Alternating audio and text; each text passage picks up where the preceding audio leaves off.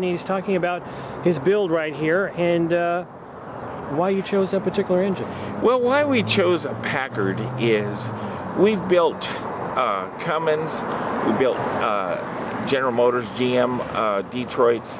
We've built the air-cooled Continentals, the 6-cylinder and the V12s. And we've tried every motor. What we've learned over the years is a lot of motors have a great sound, and when that happens, your crowd will run to your sound. But when you have like a Detroit puts off kind of a really loud ringing sound, and then when that happens, everybody runs away from the car. It's pretty wild. But these Packards, nothing looks like them, nothing sounds like them, and nothing runs like them. You know, they're pardon me, they're the extreme of it all. I mean, they have the greatest sound, the greatest torque, horsepower. I mean, they're a lot more work and a lot more effort to make work. It takes 4 radiators on this car. It takes 2 ambulance alternators. It takes 8 cooling fans. It takes 2 great big cat batteries just to run the cooling system, just to cool the motor.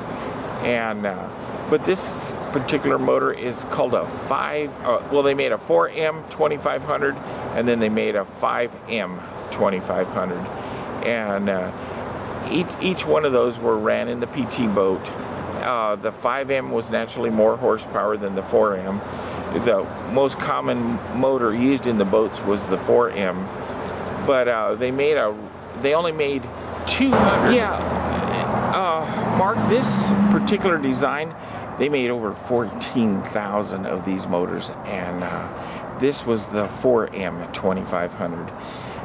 The 5Ms, after the war, or during the war, they kept asking for more horsepower, so they put a bigger supercharger, more fuel, and it's still it was called the 5M 2500, and they were about 300 more horsepower.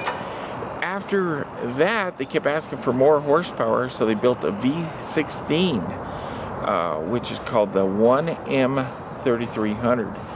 It was a V16. It was over 3,000 horsepower, and but they only made 40 of those, and we've never been able to find one of those. You know,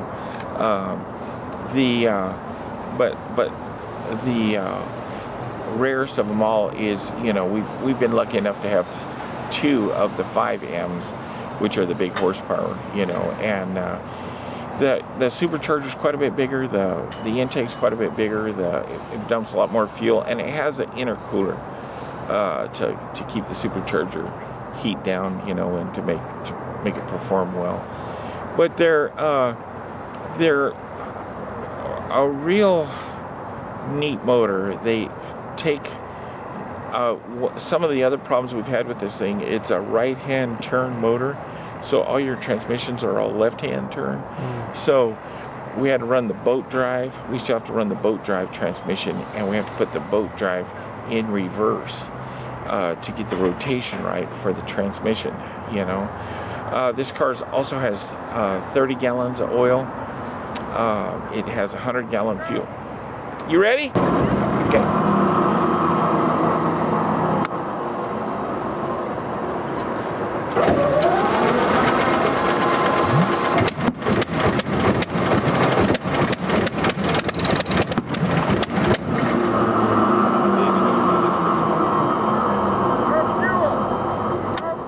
It's off.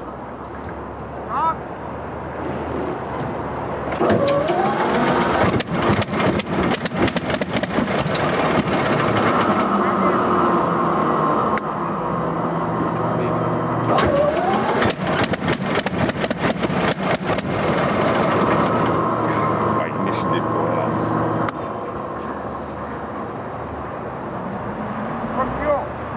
Huh? I think it's got enough, Jay.